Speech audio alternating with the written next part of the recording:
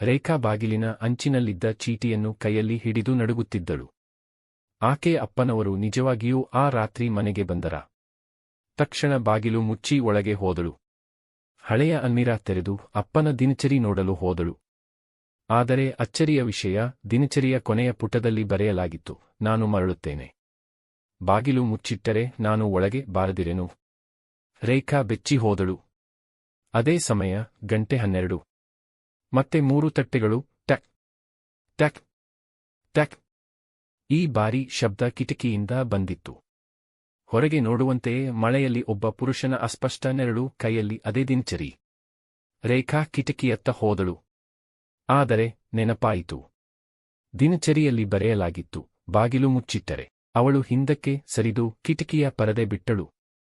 ಬೆಳಿಗ್ಗೆ ಏಳುವಷ್ಟರಲ್ಲಿ ಕಿಟಕಿಯ ಕೆಳಗೆ ಮಣ್ಣಿನಲ್ಲಿ ಹೊಸ ಪಾದಚಿಹ್ನೆಗಳು. ಅವು ಅಪ್ಪನವರ ಶೂ ಮಾದರಿ. ಅವರು ಮರಣ ಹೊಂದಿದ್ದರೂ ಕೂಡ